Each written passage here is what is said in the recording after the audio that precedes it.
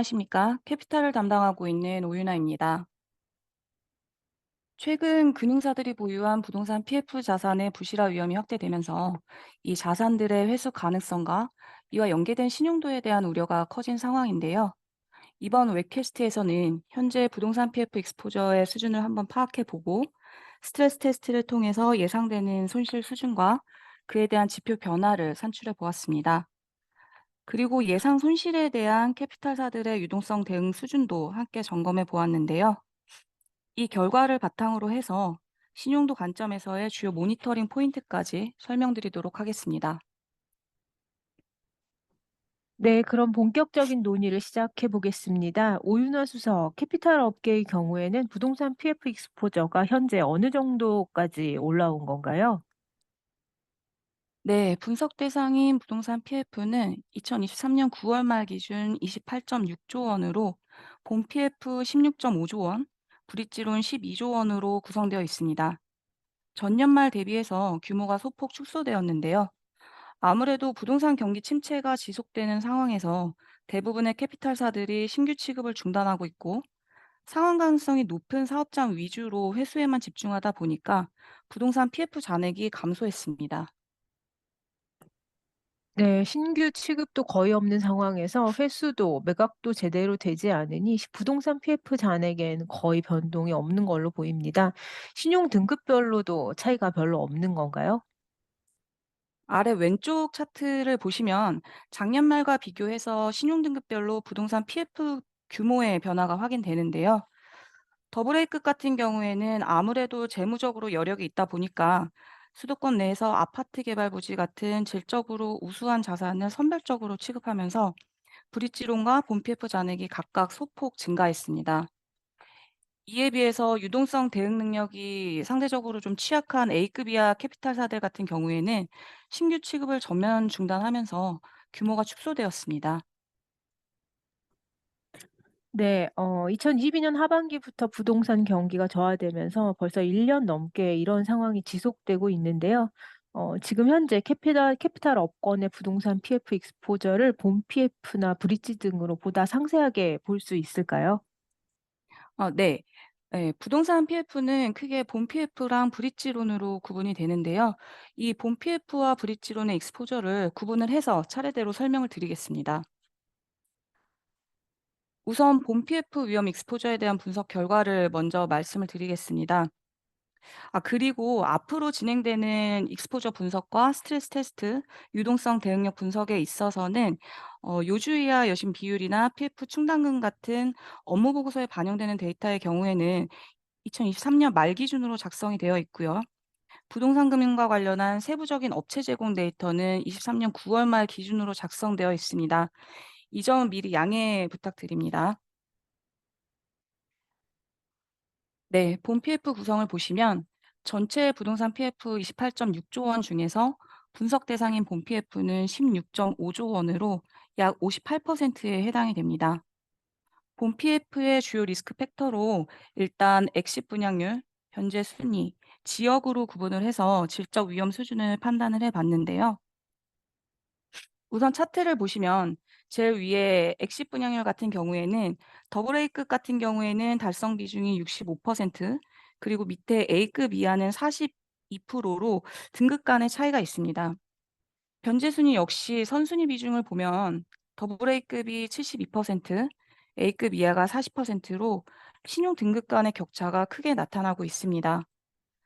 마지막으로 지역 구성을 보면은 가장 질적으로 우수하다고 보는 서울 주거가 더블 A급이 17%, A급 이하가 12%입니다.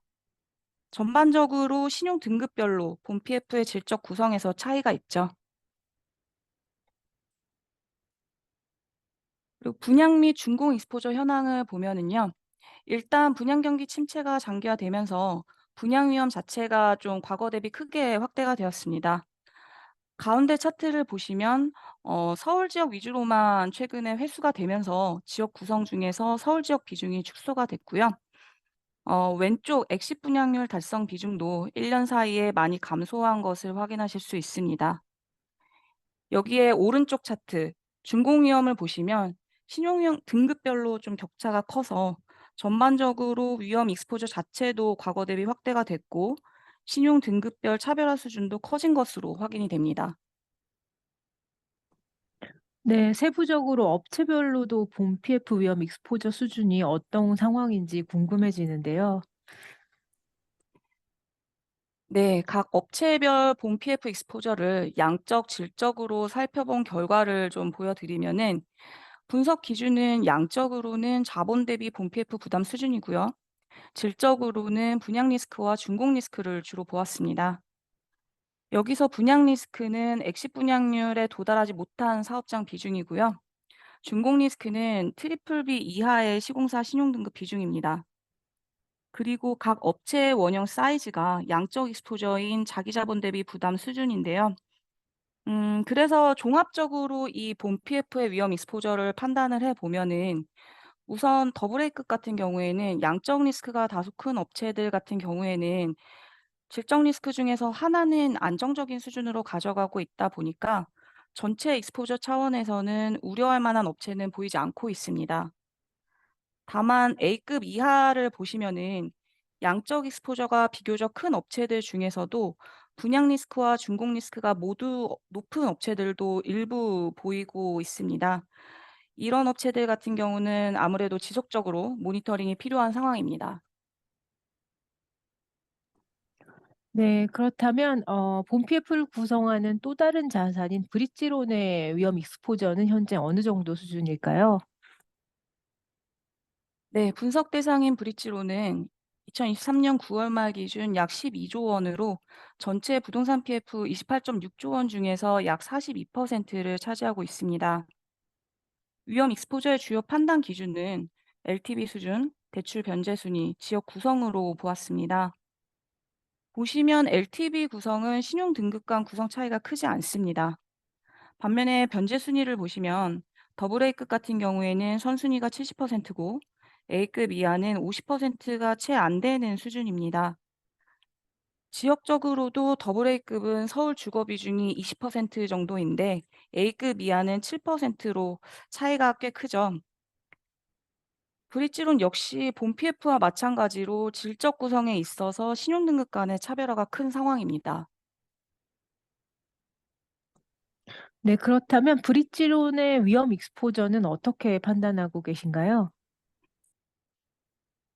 브릿지론의 위험 익스포저에 있어서는 양적으로는 역시 자기 자본 대비 브릿지론의 부담 수준으로 파악을 했고요. 질적으로는 변제 순위에 따른 회수 가능성과 입지에 따른 본 PF 전환 가능성을 주요 요인으로 판단해서 분석해 봤습니다. 하단의 왼쪽 표를 보시면은 더블 A급은 대부분 질적 구성이 비교적 양호하고 양적 부담이 다소 커 보이는 업체들 같은 경우에는 질적 구성에서는 안전하게 가져가고 있는 모습인데요. 반면에 오른쪽을 보시면 A급 이하의 경우에는 양적 부담이 피어 내에서 높은 편인데도 중후순위 비중이 높은 업체들도 다수 보이고요. 지역적으로도 서울 외 지역 비중이 높은 업체들이 절반이 넘는 상황입니다. 부동산 PF를 재구조하게 되면은 아무래도 사업성이 부족한 브릿지론을 중심으로 해서 매각과 정리 절차가 진행될 걸로 보이는데요. 따라서 브릿지론 내에서 이렇게 양적, 질적 위험 익스포저 수준이 높다고 판단되는 업체들에 대해서는 향후에 보유하고 있는 브릿지론의 만기 연장 현황이나 본 PF의 전환 여부 등에 대해서 저희가 보다 집중적으로 모니터링할 예정입니다. 네, 그럼 앞선 부동산 PF 익스포저 수준을 반영해서 이미 얘기했던 PF 손실 부담 스트레스 테스트를 진행했을 것으로 보이는데요. 구체적으로 어떤 방식으로 진행했을까요? 네, 앞에서 설명드린 이 부동산 PF 위험 익스포저 토대로 해서 잠재 손실 규모를 파악하기 위한 스트레스 테스트를 진행해 봤는데요. 일단 사용한 가정부터 간단하게 말씀을 드리겠습니다. 스트레스 테스트는 세 가지 상황을 가정을 했고요. 각각의 시나리오에 대해서 부동산 PF 자산의 개별 손실 예상액을 추정한 다음에 캐피탈사의 수익성 및 각종 지표에 미치는 영향에 대해서 산출해 보았습니다. 세 가지 상황은 노말, 스트레스 1, 스트레스 2로 나눴는데요. 우선 노말, 연착륙 상황은 현재 상황이 지속되면서 점차적으로 정책의 효과가 나타나는 상황을 가정했습니다. 스트레스 원 경착륙은 2028년 글로벌 금융위기 이후에 부동산 경기의 급격한 저하 상황 수준으로 가정을 했고요. 스트레스 2 위기는 가장 극단적인 상황을 가정을 했는데, 특히 본 PF 부도율에 대해서는 대규모 부실이 발생했던 IMF의 부도율을 가정을 했습니다. 시나리오 적용 기준에 대해서 조금만 더 자세하게 설명을 드리면, 일단 부동산 PF를 본 PF와 브릿지론으로 각각 구분을 해서 적용을 했습니다. 여기서 주요 적용 변수는 브릿지론에 대해서는 지역별 사업성을 고려한 본 PF의 전환율이고요. 본 PF에 대해서는 시공사와 책임기관의 부도 위험, 경공매 낙찰가율, 그리고 분양 경기 등을 고려한 본 PF의 부실 위험입니다. 네, 스트레스 테스트 그 결과가 궁금해지는데요. 예, 설명 부탁드리겠습니다. 네, 결론부터 말씀을 드리면요. 스트레스 상황 하에서 예상되는 손실 규모는 전체 부동산 PF 28.6조 원 중에서 약 3.5조 원에서 6.1조 원입니다. 전체 부동산 금융 익스포저 대비해서 노말에서 13.4%, 스트레스 1에서 17.3%, 스트레스 2에서 23.2%의 손실이 나타나는 건데요. 신용 등급별로 구분을 해서 보면은 더블A급에서는 손실률이 11%에서 20%로 극단적인 상황을 가정한 스트레스 2에서도 20% 이내에서 손실이 예상이 됩니다. 반면에 A급 이하에서는 예상 손실률이 16에서 28%까지 되는데요. 극단적인 상황인 스트레스 2에서는 30%에 가까운 손실이 예상이 되고, 가정별 손실률의 격차도 크게 나타나고 있습니다. 네, 전체 부동산 익스포저 중에서 13에서 23%의 손실이 예상된다는 건데요. 이 손실 규모가 실질적으로 캐피탈사에 어느 정도 부담으로 작용하는지가 궁금하네요. 네, 손실 규모의 부담 수준을 그러면 한번 말씀드려 보겠는데요. 스트레스 테스트에서 예상되는 손실액의 자기 자본 대비 부담 수준을 보면은 케이스별로 약 12%에서 23% 정도인데요. 특히 아래 왼쪽 차트를 보시면 신용 등급별로 자기 자본 대비 손실 부담 수준의 차이가 크게 나타납니다. 더블 A급의 경우에는 자기 자본 대비 손실 규모가 약 7에서 15%인데요. 반면에 A급 이하는 자본 대비 예상 손실 규모가 약 16%에서 33% 정도 되고 있습니다. 노말 상황 하에서도 A급 이하 같은 경우에는 이미 15%를 초과하고 있고, 극단적인 가정 하에서는 자본의 30%를 초과하고 있다 보니까 부담 수준이 상당히 높은 편이죠.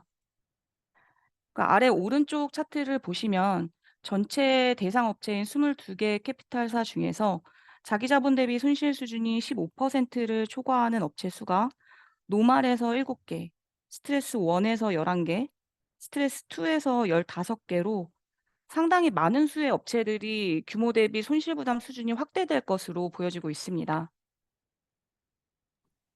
네, 앞에서 부동산 PF의 위험 익스포저 수준을 확인을 해봤고, 스트레스 테스트를 통해서는 예상 잠재 손실 규모를 확인을 해봤는데요. 지금까지 현재 캐피탈사들이 충당금 적립을 일부 해왔는데, 그런 충당금 적립이나 건전성 지표가 예상 손실을 이미 충분히 반영하고 있는지도 궁금합니다. 네. 일단 먼저 충당금 적립 수준에 대해서 먼저 답변을 드리면요. 2023년 말 캐피탈사들이 적립한 충당금 수준은 저희가 스트레스 테스트 상에서 예상한 손실 대비해서는 다소 부족한 편이긴 합니다. 23년 말 PF 충당금 적립 규모는 1.4조 원인데요. 저희가 스트레스 테스트를 한 손실 규모랑 비교를 해 보면은 노말 3.5조 원의 약 39%, 스트레스 1 4.5조 원의 30%, 스트레스 2 6.1조 원의 약 22%에 해당이 됩니다. 네, 캐피탈사들이 2023년 말까지 반영한 충당금 적립 규모는 예상되는 손실 규모 대비해서는 네, 절반에 못 미치고 있는 걸로 보입니다.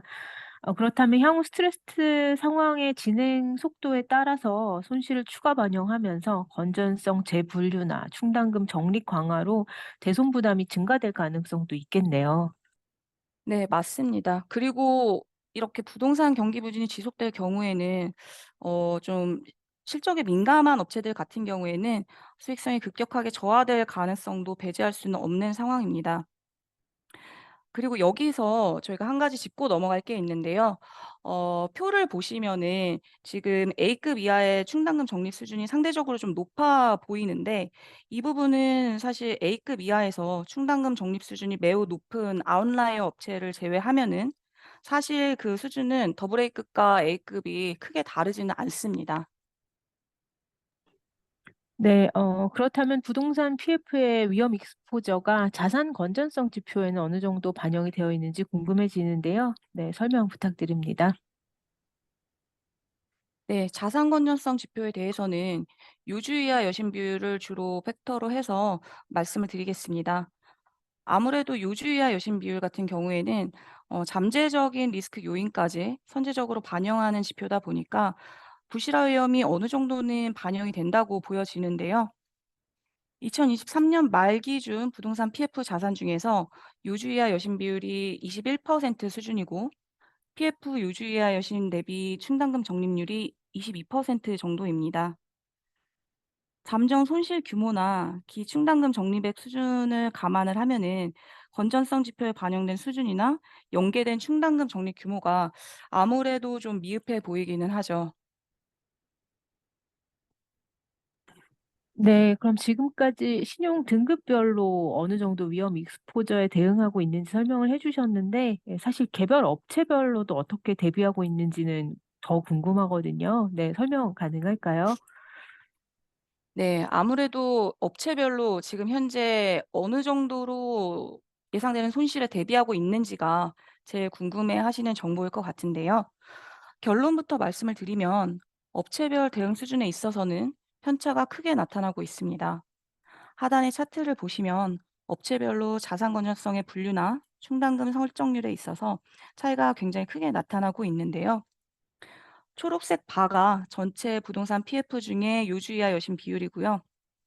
파란색 바가 PF 요주이하 여신 대비 충당금 적립률, 그리고 분홍색 다이아몬드가 부동산 PF 자산에 대한 충당금 적립률입니다. 기본적으로는 저희가 앞에서 살펴본 부동산 PF 익스포저가 큰 업체들이 아무래도 요주이하 여신 비율이나 충당금 적립률에 있어서도 피어들보다는 전반적으로 좀 높게 나타나는 성향이 보여집니다. 그리고 더블 A급 중에서도 오히려 금융지주 차원에서 보수적으로 리스크 관리를 하는 경우에는 사실상 부동산 위험 익스포저가 그렇게까지 높지 않더라도 높은 수준의 충당금을 쌓고 있기도 합니다. 아직까지는 이 부동산 PF의 건전성 지표나 충당금 적립 기준이 명확하게 통일되지는 않다 보니까 업체 간의 비교 가능성이 사실 좀 약한 상황이고요. 그렇지만 현재 진행하고 있는 부동산 PF의 사업성 평가가 완료된 이후에는 아마도 다 감독 당국의 지침에 따라서 업체별로 건전성 관리 현황이나 손실을 반영하는 수준이 좀 더 명확해질 수 있을 걸로 보이는데요. 그렇게 되면 아무래도 비교 가능성도 제고될 수 있겠죠. 네. 차트를 보니까 정말 개별 업체별로 건전성 지표 반영 수준 그리고 충당금 적립률 양상이 차이가 큽니다. 이렇게 미리 반영된 지표 수준에 따라서 향후 손실로 인식되는 수준도 상이할 걸로 보이는데요. 향후 실적이나 기타 지표는 어느 정도로 영향을 받게 될까요? 네. 그래서 지금부터는 저희가 산출한 결과에 따라서 각 스트레스 상황에서 예상되는 영업이익과 자본 적정성 변화를 말씀드리겠습니다. 일단 수익성 먼저 말씀을 드리면요. 아래 차트 보시면 전체적으로 2023년 영업이익 2.8조 원에서 상황별로 약 2조 원에서 0.5조 원까지 수익성의 저하가 예상이 되는 상황입니다. 특히 A급 이하 같은 경우에는 스트레스 2 상황에서는 합산 기준으로는 영업 적자가 나타납니다. 여기서 저희가 손실 금액을 반영할 때는 스트레스 테스트상 손실의 60%만 비용으로 인식을 했는데요. 앞에 표 잠깐 보시면 PF 충당금을 보수적으로 적립한 업체들 같은 경우에는 저희 스트레스 테스트의 노말 시나리오 수준에서 대략 60% 정도를 적립한 것으로 보입니다. 그래서 예상 손실액의 60%를 대손으로 인식한다고 가정을 적용을 했습니다. 네. 전체 잠정 손실에서 60%만 비용 인식을 가정을 해도 실적 저하 추이는 꽤 선명하게 나타나긴 하네요. 네, 그래서 이번 스트레스 테스트 상에서 큰 폭의 수익성 저하가 예상되는 업체들에 대해서는 부동산 PF 자산의 회수 현황과 자산 건전성, 그리고 재무 안정성 전반에 대해서 앞으로 보다 집중적으로 검토할 예정입니다. 물론 이 테스트는 스트레스 상황을 가정한 상태에서의 손실을 추정한 거다 보니까 이 결과값만으로 저희가 등급을 조정하는 것은 아니고요. 다만 분석 결과가 좋지 않은 업체들 같은 경우에는 향후에 부실이 발생할 가능성이 클 수도 있기 때문에 스트레스 테스트 결과를 저희 신용평가 과정에서 충분히 활용할 계획입니다. 네. 수익성 측면은 살펴보았고 자본 적정성 측면에서는 어느 정도 영향이 있을까요? 네, 스트레스 상황 하에서 자본 적정성의 변화를 설명드리자면 결론적으로는 전반적으로 규제 비율 내에서 양호하게 자본 적정성 관리를 할 수 있을 것으로 보입니다. 앞에 수익성과 동일하게 저희 스트레스 결과값인 손실 금액에서 60%만 적용해서 산출해 봤을 때 스트레스 2 상황을 감안을 하더라도 업권 전반적으로는 규제 비율인 800 이내로 레버리지 지표 관리가 가능할 것으로 보입니다. 네. 그 수익성 저하에 비해서는 자본 적정성 측면에서는 어느 정도 관리가 가능한 수준으로 보이는데요. 어 네. 뭐 수익성, 자본 적정성 검토해 보았지만 사실 이제 궁금한 거는 실적 저하가 예상되는 상황에서 그 실적 저하를 버틸 수 있는 캐피탈사가 유동성 대응력을 가지고 있는가라는 부분인데요. 캐피탈사들의 유동성 대응력 어떻게 보고 계실까요? 네, 캐피탈업 같은 경우에는 아시다시피 수신 기능이 없고 여신 기능만 있기 때문에 조달 금리에 따른 실적이나 유동성 대응력에 대한 민감도가 상대적으로 타 업권이랑 비교했을 때 더 높습니다. 레고랜드 사태 이후에 회사채 만기가 단기화되면서 A급 이하의 조달 시장이 비호적인 상황인데요. 그러다 보니까 A급 이하의 경우에는 2023년부터는 부의 순발행이 지속되고 있습니다. 특히 조달이 잘 되지 않는 A급 이하 캐피탈사들에 대해서는 차환 계획과 유동성 대응 능력을 좀 지속적으로 모니터링할 필요가 있을 것으로 보입니다.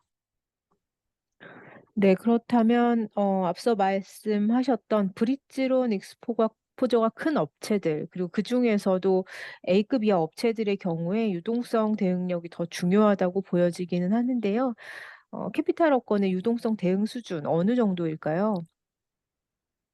네, 앞서 스트레스 테스트를 통해서는 수익성과 자본 적정성, 건전성 등의 지표의 영향을 분석해 봤는데요. 유동성 대응력을 분석하는 데 있어서는 보유하고 있는 부동산 PF 자산의 적기 회수가 지연되는 가정을 적용을 해서 분석해 봤습니다. 등급별로는 더블 A급은 전체 부동산 PF의 30%, A급 이하는 전체 부동산 PF의 50%의 자산의 회수가 지연되는 상황을 가정을 했는데요. 신용 등급별로 회수 지연율의 차등을 둔 거는 더블 A급이 상대적으로 부동산 PF 안에서 본 PF의 비중이 더 크고 브릿지론 같은 경우에도 선순위, 단일순위 비중이 더 높은 점을 감안을 했습니다. 이 가정을 반영을 했을 때 예상되는 유동성 비율을 보시면은요. 더블 A급의 경우에는 지표가 다소 저하되는 거는 맞지만 1년 이내의 유동성 비율을 100% 상회하는 수준으로는 관리 가능할 것으로 보이고요. 반면에 자산 내에서 부동산 PF 비중이 큰 A급 이하 같은 경우에는 기간별로 유동성 비율 지표가 상대적으로 큰 폭으로 저하되는 것을 확인하실 수 있습니다.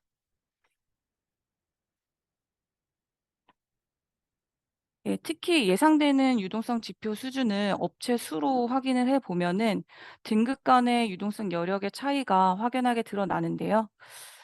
아래 왼쪽에 더블 A급 같은 경우에는 2023년 9월 말 기준이랑 비교했을 때 그 차이가 크지 않습니다.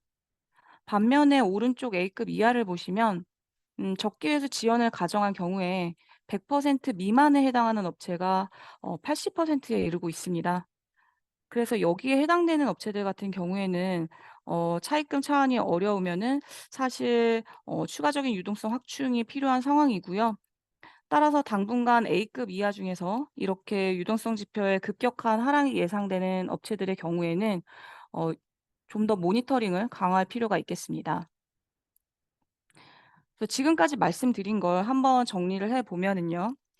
부동산 PF 익스포저 같은 경우에는 신용 등급별로 보유하고 있는 부동산 자산의 질적 구성의 차별화가 과거 대비 심화된 것으로 보입니다. 따라서 A급 이하 캐피탈사들의 부동산 PF 익스포저가 과거 대비 더 확대되었습니다. 그래서 익스포저 수준에 기반해서 이 스트레스 테스트를 통해서 저희가 잠재 손실 규모를 산출해 봤는데요.